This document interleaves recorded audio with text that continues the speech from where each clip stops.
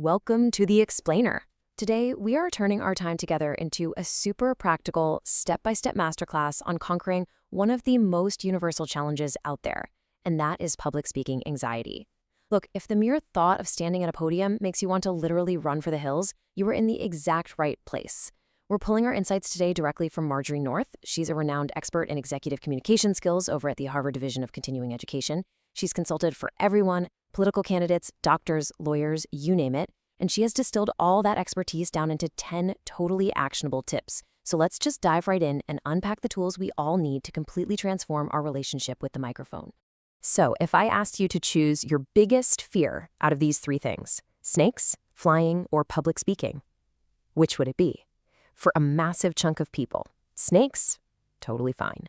Flying, no problem at all. But public speaking, absolute nightmare. It's routinely described as one of our greatest, most common fears. Just thinking about it can make your palms sweat and your mind race, right? But as Marjorie North's research shows, there are some highly practical ways to tackle this anxiety head-on and actually learn to deliver a truly memorable speech.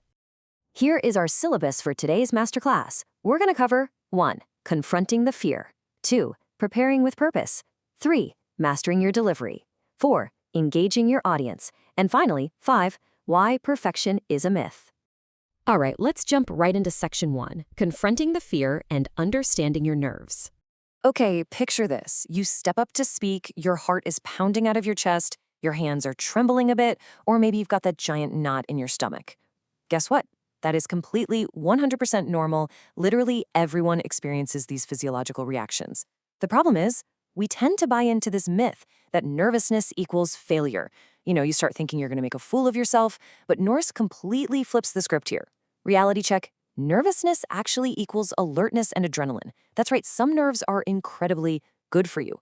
That adrenaline rush making you sweat, it's the exact same chemical response that makes you razor sharp, more alert, and ready to give your absolute best performance. So the goal isn't to eliminate the nerves. You just need to channel them. That brings us to section 2, prepare with purpose and building the foundation. The absolute best way to overcome that anxiety and channel all that adrenaline is to prepare and practice. There's just no way around it. You have to put in the time to go over your notes, videotape yourself, or, pull a friend aside and have them actively critique your performance. But listen, before you even write a single word or hit record on your phone, your prep has to start with one crucial fact. Your speech is about your audience, not you. Before you craft anything, you need to consider exactly who the message is intended for. Learning as much as you can about your listeners, that dictates the whole shebang. Your choice of words, your organizational pattern, and exactly what level of information you should be sharing. Because if you don't know who is in the room, you just can't speak to them effectively.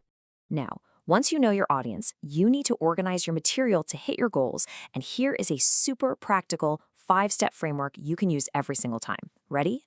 First, define your topic. Second, determine your general purpose, like are you there to inform, persuade, or entertain?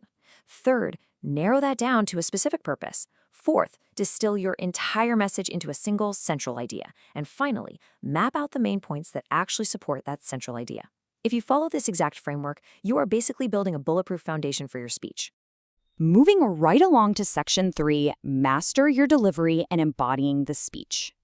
So when it's time to actually step in front of the crowd and bring all that structure to life, you want to avoid a very, very common pitfall. Whatever you do, do not read from a script or a slide unless you absolutely have to. Reading word for word literally fractures the interpersonal connection between you and the room. Instead, you want to work from a brief outline. That outline is just there to jog your memory and keep you on track, which frees you up to maintain eye contact with your audience. And eye contact is the secret sauce here. It keeps the focus on you and your actual message, rather than the piece of paper in front of you. Let's do a quick rapid fire through some critical physical delivery rules. First up, let your personality shine through. Just be yourself. Do not become some stiff, robotic talking head. Your audience is going to trust you way more if they see you as a real person. Second, use your voice and your hands effectively. Remember, nonverbal communication carries the bulk of your message. But, and this is a massive but here, you must omit nervous gestures. Good delivery doesn't call attention to itself, it just conveys your ideas clearly without any distractions. And lastly, use your audiovisual aids wisely and sparingly. Throwing up way too many slides can totally break your direct connection to the audience. You really only want to use them to clarify content or grab attention, not to distract from the words you're actually saying. All right, section 4, engage your audience and making it memorable. Engaging the audience is how you take a perfectly fine speech and elevate it into something completely unforgettable. And that engagement starts the literal second you open your mouth. If you walk up and start by saying, "Today I'm going to talk to you about X." Well, let me ask you, do you genuinely enjoy hearing a speech start that way? Probably not, right? Most people simply don't. It's a cliche, it's pretty boring, and it immediately signals to everyone listening that this presentation is going to be incredibly standard and uninspired. It's basically a masterclass in what not to do when you step up to the mic. Instead, you absolutely need to grab their attention in the first 30 seconds. You gotta hook them early. Try kicking things off with a startling statistic that completely shifts their perspective, or use an interesting anecdote that draws them right in, or maybe a really sharp, concise quotation. And by the way, this exact same strategy applies to your ending too. Don't just sort of trail off at the end. Conclude your speech with a dynamic summary and a strong statement that the audience is guaranteed to remember as they're walking out the door. But keep in mind, engagement isn't just about the opening and closing. It's this continuous, dynamic loop throughout your entire time on stage. You need to keep the focus on the audience by actively watching for their feedback and adapting to it in real time. Gauge their reactions, stay flexible. If you just get up there and deliver a rigid, quote-unquote, canned speech, you are practically guaranteeing you'll lose even your most devoted listeners.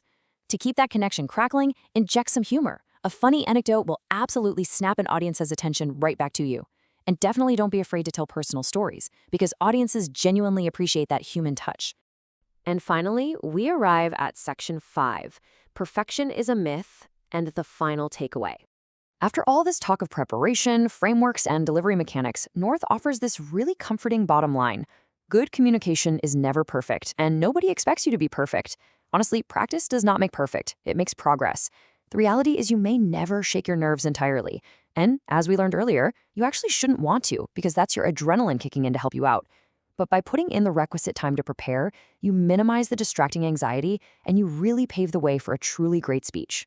The audience isn't looking for a flawless robot up there. They are looking for a prepared, authentic human being. So we leave you with this final thought. You've got the framework now. You know how to channel those nerves, analyze your audience, build a solid outline, dodge that talking head trap, and hook your listeners from the very first second. The question is, the next time you are called upon to stand up and speak, how will you use these highly practical tools to turn that nervous adrenaline into a truly memorable performance? Thanks so much for hanging out with us for this Masterclass Explainer. Until next time, stay curious and happy speaking.